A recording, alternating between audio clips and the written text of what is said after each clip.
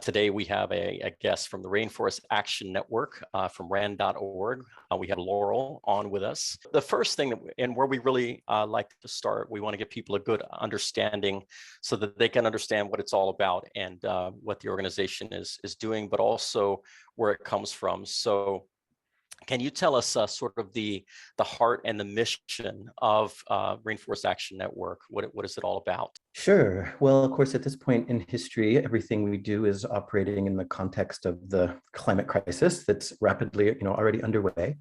And so, the work that we do generally intersects at sort of three main values or three main approaches.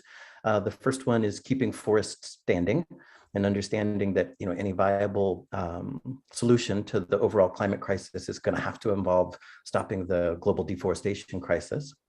The other one is keeping fossil fuels in the ground and stopping future fossil fuel expansion.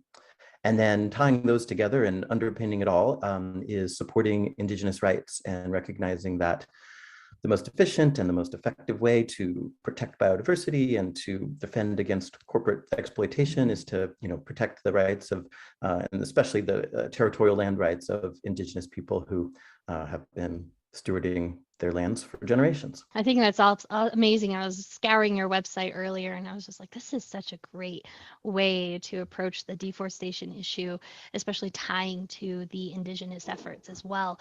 And so can you kind of give us the origin story of RAN and how it all kind of began, 30 plus years ago? Sure. Well, RAN was one of the pioneering organizations that really took on a markets-based approach to campaigning. So there's a lot of different ways to seek systemic change, going after, government approaches, social change in different avenues. But RAN has really specialized in following the money and kind of going back up the chain from points of destruction in the landscape or points of exploitation of people and going back to, what are the driving forces behind it? Who are the big corporate players that are driving this destruction. So we try to expose those connections and then run, public-facing campaigns that pressure them to take action. So, 30 some years ago, the very first, campaign was about destruction happening in the Amazon in South America related to beef. And so it was a campaign on Burger King. And so that was, a very specific point of destruction and a very specific company, and it was successful. And then over the years and decades, RAN has sort of broadened out into a more systemic approach of looking at whole sectors and sort of whole commodities rather than, all the time just necessarily, just unfortunately too many specific fights to try to take them all on one by one. So looking at, what is the business as usual that needs to be interrupted in order for, these injustices and patterns of destruction to be shifted. Can you give us some ideas about some of the results, or maybe a story specifically about some of the direct impact and results that you're seeing today as a result of the work that you're doing?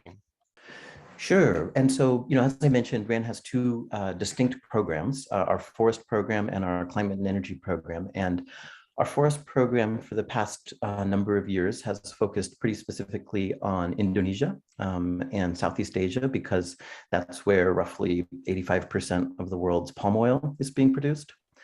And palm oil, has become the world's most widely used vegetable oil. And the demand for that has caused, just left a wake of destruction. Unfortunately, palm oil only grows well right around the equator, which happens to be where the most biologically diverse and dense rainforests also grow. And so, and the massive plantations that are required to produce palm oil leaves, a terrible wake of destruction. So, we have worked for many years to sort of bring palm oil out of the shadows from an obscure issue that folks, most people would never have heard of, into something that has been much more widely recognized as a major problem. And so, over the past decade or so, and certainly not us alone, we work in coalition, with partners and local and regional partners and frontline communities, and then of course also with international coalitions of other organizations. but together we have achieved hundreds of pledges from major corporations and food brands by running big campaigns on names like PepsiCo and Unilever and Nestle, to mention a few, to get them to publicly commit to no deforestation, no peatland destruction, and no exploitation policies. Peatland being particularly important because it's extremely carbon rich landscape that has been destroyed disproportionately for palm oil plantations. So it's amazing that we've achieved all of these public commitments, but the devil is often in the details. And so our work now is really driving the implementation of these commitments and getting companies that to realize that actually it gets quite messy when you get into digging into supply chains and figuring out how do you follow where when you have palm oil in a candy bar or 50% of the other packaged goods in a grocery store, to trace that back all the way through the refineries and the shipping ships across the world down to the plantation where it was grown, and then get the transparency you need and the accountability that you need to actually get changes on the ground. So that's where much of our work is right now, and we have seen some really encouraging drops in deforestation levels in some very important places like the Loser ecosystem in northern Sumatra. And that's the millions of acres of gorgeous, lush rainforest. It's the last place in the world that has orangutans and tigers and elephants and rhinos still living together in one ecosystem. So, we're starting to see that the details get very complex, but, what we're seeing, monitoring programs and, the actual ability of companies to, remove bad actors from their suppliers when they've been identified as not meeting the criteria that the commitments include. So some of that is very encouraging. There's a lot of work to do, especially to make sure that the problems that have plagued a place like Indonesia don't just shift and start to occur in Africa or South America. So that's a reason that we, always demand global policies from companies, rather than just the sort of site specific. So that's been one very encouraging case. And then on the other end of the spectrum with the other work that we do on fossil fuels, roughly similar, I would say, just a few years ago, banks weren't recognized as major drivers of climate destruction. They kind of hid behind a curtain saying, oh, we're neutral actors, pushing numbers around. And in fact, banks are massive perpetrators of fossil fuel expansion and climate change. And over the past few years, we've been able to expose that, and really now they're widely recognized as major players in this crisis. And so we're starting to see lots of new initiatives and commitments, and obviously we're nowhere near where we need to be, and it's not happening fast enough. But we are in the realm where they see the writing on the wall and know that they're going to be held accountable and are needing to take real action to address their roles. What I think is really cool about all the efforts that you just kind of encompassed here between the banks and between what's going on, especially in Southeast Asia and Indonesia and so on, is that, we tend to think of deforestation as, okay, this is what's happening in the rainforest and that's it. And it's not that simple. It's everywhere. As you've been saying, I was looking at your website, and you're providing funding for over 300 frontline communities in nearly 40 different countries and 6 continents. This is a worldwide issue. And as you also mentioned with Indonesia, you have orangutans with rhinoceros and all these different animals. And so there's lots of ripple effects, I'm sure, that happen with these efforts between going towards the banks and also holding accountability with these companies, and then funding the efforts with Indigenous cultures and other partners on the ground. So can you give us an example or two of the ripple effects you're seeing that maybe you guys weren't quite anticipating would occur with the good efforts that you guys are doing? One of the things that we often face is that we are a relatively small nonprofit, and we are going up against literally the biggest and most powerful corporations on the planet. We're talking about multi-billion-dollar food brands. We're talking about the biggest banks on Wall Street and fossil fuel companies. And so We often set out not to do what seems feasible, but we set out to do what needs to be done. And that's what, the climate crisis that we're facing now, I think, is where we're at. It needs to be what happens. And so I guess one example that comes to mind is, when a lot of the climate movement in the US started fighting the Keystone XL pipeline many years ago, people said, you're focusing too much on this one issue and it's an impossible battle. And of course, many, many, many years later, the Keystone pipeline has still not been built. It was famously, called Game Over, and it was a carbon bomb by some of the head climate scientists at NASA, and it was, meant to bring massive amounts of the dirtiest fossil fuel on Earth, tar sands, oil, into the U.S.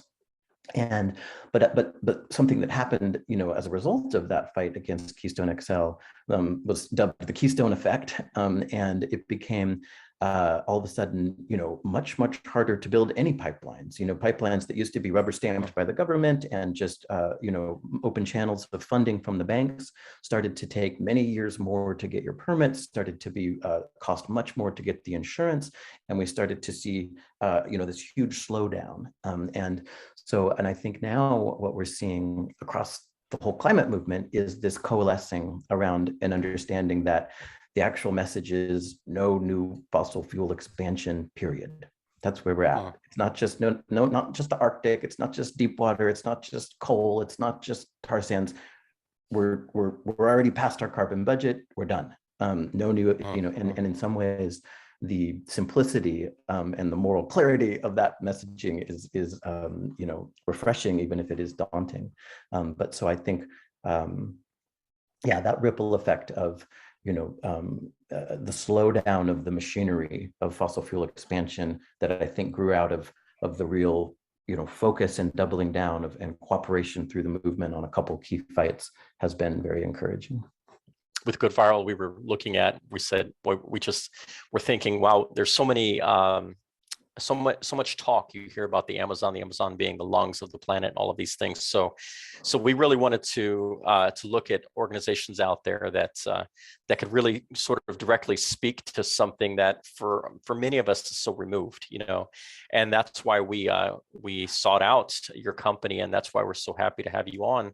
And then it was then that I started to sort of learn from the work that you're doing, or sort of think about it in a different way, and realize that of course, really what we're talking about is so important to the whole entire world, but of course, not just that, is that one of the ways that you all have discovered, obviously, to fight the fight is that the land that we're talking about actually really is inhabited by real people, and there are people that are that depend on that. And now, of course, the whole world does, but obviously by fighting for their territory, their land, you're able to have a much greater impact. And that's kind of an interesting thing, because I think that it's just a different way of thinking, isn't it? When we look at investors of big corporations, or the leaders of those corporations, as really thinking of it as being theirs, right?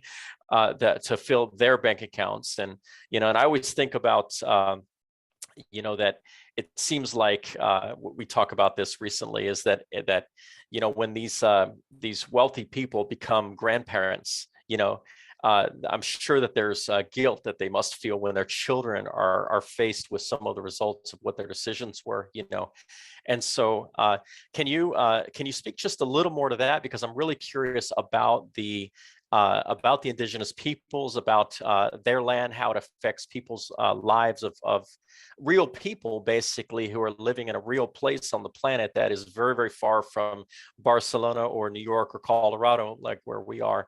So can you talk about that just a little bit?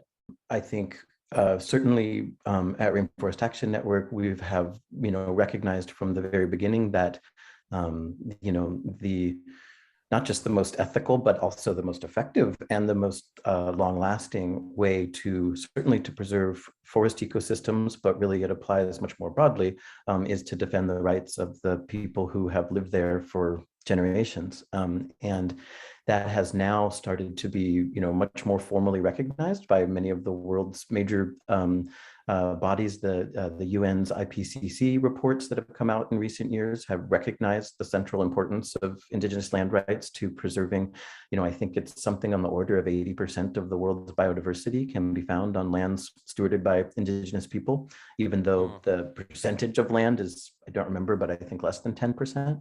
So that alone is a shocking number. And, Yes.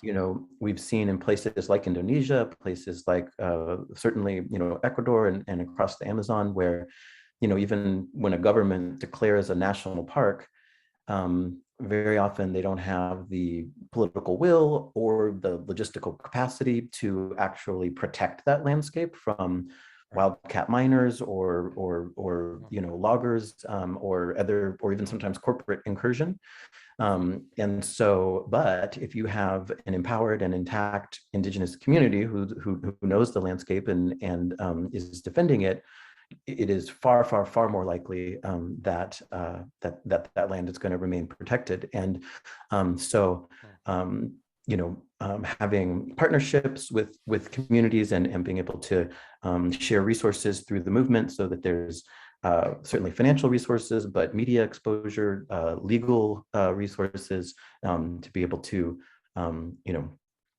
protect those rights and fight against corporate incursion is an incredibly winning combination. And interestingly, it is certainly absolutely critical in places like Indonesia and places like the Amazon. But just mentioning Colorado, we have been, one of our big fights this past years has been against the Line 3 pipeline in Minnesota, not that far from Colorado. And you have major Indigenous rights violations happening against treaty lands of the Anishinaabe people. They're in the Midwest of the United States. And we saw this with the Dakota Access Pipeline, in Standing Rock, where we've started to see, these powerful Indigenous-led fights against fossil fuel infrastructure right here in the United States. And so that's a really important development that I'm quite certain will continue. We have in British Columbia, major fights against the Coastal GasLink pipeline being led by the Wet'suwet'en and other folks up there. So, as much as the big green movement and the climate movement can follow that Indigenous leadership and form meaningful alliances and have solidarity, the better it will be for us all. That's amazing. Yeah, and I think it's great that you're partnering with groups and with Indigenous cultures on the ground because of these efforts. And the reason why I say that is because of the lack of history with accountability with other organizations going in kind of with a bulldozer mentality and doing their efforts and then pretty much leaving and just kind of saying it will work, but it doesn't. And we've seen this time and time again with huge concerts with huge celebrities raising so many funds to go and do these efforts, but the accountability of follow through has not occurred. And therefore, it was, in a sense, a wasted effort to a degree.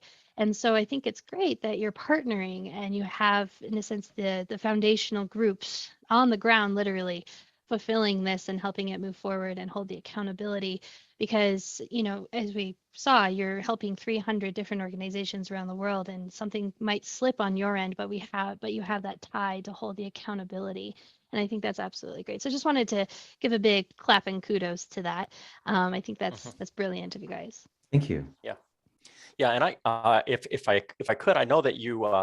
I don't know the name of the report, but I know that you all just finished a very important report about banking. Can you share with us what that was? You mentioned before about the accountability of the financial institutions, banks, and so forth, and I know that that's a big area of focus. So can you share with us what you've done and where that's going right now? Sure. Yeah, just a few weeks ago, we released the 13th annual edition of the Banking on Climate Chaos report, which has become the most comprehensive sort of database of fossil fuel financing in the world. And so at this point, looking at following the money again, and looking at who are the biggest financial institutions and banks that are facilitating the fossil fuel industry and particularly the continued expansion of new fossil fuel infrastructure. And so this report has become kind of taken on a life of its own, and it's gotten tremendous international coverage in the world's top financial media, but also has been translated into many languages and become kind of a kernel of support for regional campaigns that are taking on banks, French banks, and Barclays in the UK, the Canadian banks that are funding the tar sands. But here in the United States, the top four, funders of fossil fuel on the planet are all based here in the United States, and so we are seeing a real recognition that fossil fuel infrastructure, if you're going to build a pipeline, or you're going to build a new coal plant or a liquefied natural gas terminal, anything it's going to be, you need three things. You need government permits, you need big bank financing, and you need insurance. And so simplifying it in that degree sort of shows these Achilles heels. And so looking at the responsibility that these banks have, they're making a choice when they shovel these tens of billions of dollars into fossil fuels. That's right. They don't have to do that. They have made decisions around tobacco, around weapons manufacturers before. It's a very clear choice. They're not bound to these things. And for instance, JP Morgan Chase, which is the biggest funder of fossil fuels on the planet, I think that, but even them, it's something on the order of 7% of their total output, their total, money that there is in fossil fuels. So it's not an existential issue for them to just say, we're not going to do this. They would be just fine. They would still be probably the wealthiest bank on the planet if they stopped funding fossil fuels. So, this was a recognition years ago that going after an Exxon or a Chevron directly is little bit like banging your head against a wall, because they are what they are, but following the money and turning off the spigot of funds can be an incredibly effective means of shifting sort of the global economy away from dependence on fossil fuels. So we are we authored this report in partnership with a number of other organizations across the United States and across Europe, and at this point are excited to work with. Also, there's a new and exciting coalition. It's a couple of years old now, called Stop the Money Pipeline Coalition, which has grown to be over 200 organizations are part of it. And it focuses not just on banks, but also giant asset managers and also insurers. And so we work very closely with them to take the big kind of wonky data dump of the Banking on Climate Chaos report and turn it into building people-powered movements that can effectively pressure these major financial institutions, into action. So it feels like it's daunting, but it is the terrain and is shifting, and the global narrative is shifting quite significantly and quite quickly. And actually, just this next week, three of the biggest funders of fossil fuel in the world, Citibank, Bank of America, and Wells Fargo, all have their annual general meetings. Chase will be next month, other banks in this season as well. And across the board, for the first time ever, all of them are facing shareholder resolutions that would calling on them to stop financing fossil fuels. So we're seeing a real inside outside kind of thing happening, where there will be people in the streets. We have scientists, climate scientists locking down to bank branches. We have movements rising up, across the country and across the world in the streets. But we also have, increasingly sort of this taking it to the boardroom and investor approaches as well. So I think there's a building momentum that actually has the power to start to influence these massively powerful companies. Right. I love it. That's amazing news. Yeah, so exciting to hear that. That's great. Yeah. You know, it's kind of Yes, interesting because Demian and I, we interviewed in one of our past episodes, I believe it's releasing this week, is Charity Watch. And Charity Watch is kind of like the watchdog of at least American or United States-based charities, looking into their financial records, seeing where the money's going. And so I kind of find it really cool that you're also, in a sense, doing a lot of that. You're looking at where's the money going and really bringing that to the surface and to the topic of conversation. And I think that is absolutely fantastic. And I haven't heard of a lot of, I guess you could say, nonprofits or charities or even organizations that are doing good causes that are really pushing that so hard. And I think that's so great that you guys are involved in that with the banking system specifically. That's, like you said, you're a small organization going to these huge megalithic type of companies.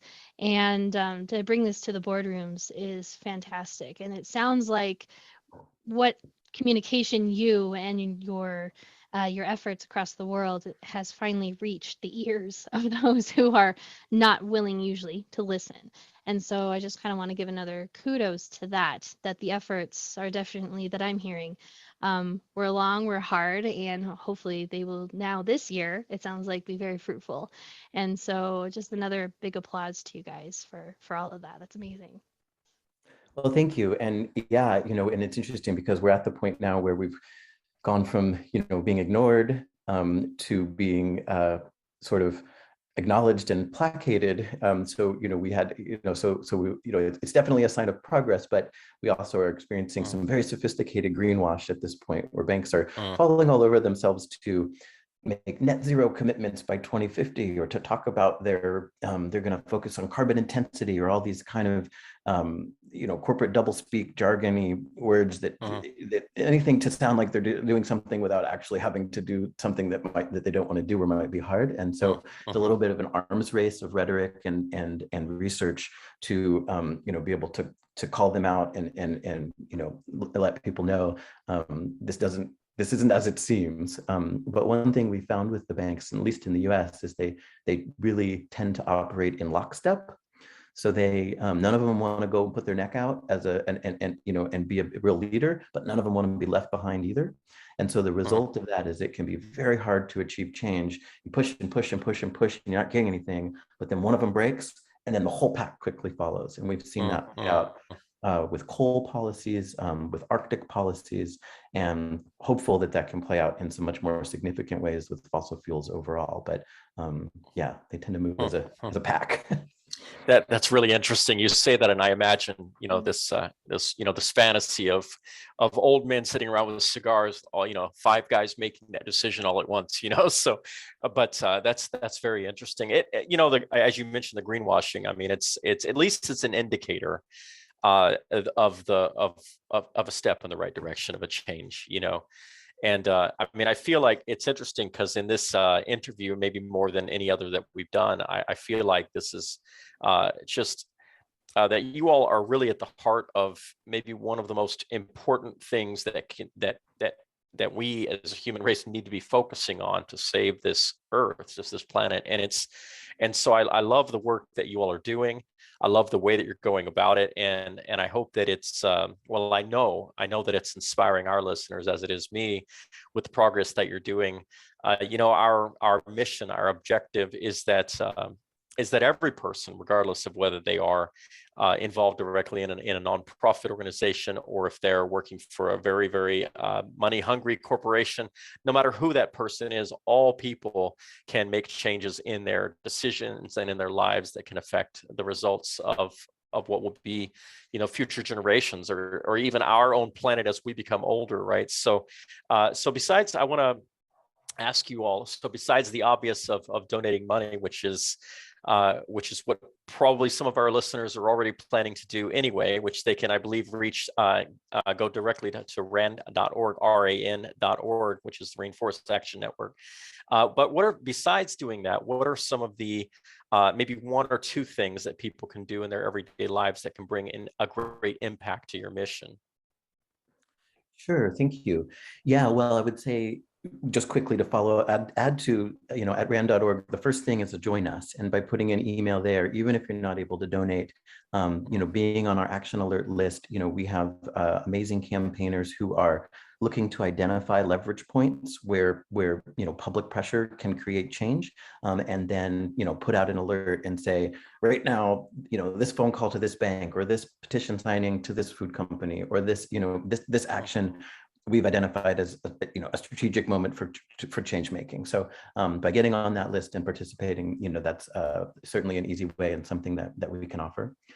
And I would say, for folks' personal lives, obviously, I think it's wonderful for people to make decisions to like switch from one of the big mega banks to a credit union, to stop buying palm oil and look for things without it.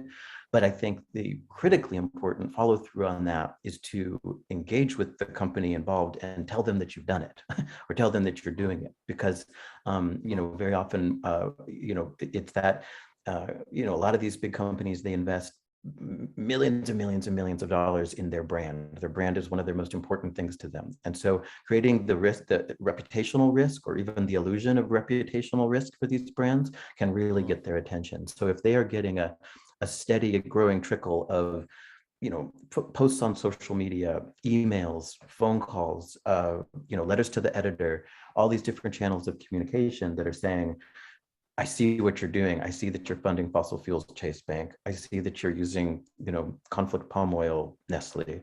It gets through to them. So I think having that direct communication, if you're going to make these lifestyle choices, to the company so that they see that you're doing it, is really important. And then last thing I guess I would say is, that unfortunately, the way the world is today, there's almost certainly a local fight where you live, whether it's against a new liquefied gas terminal in the Gulf Coast, or against a pipeline in the Midwest, or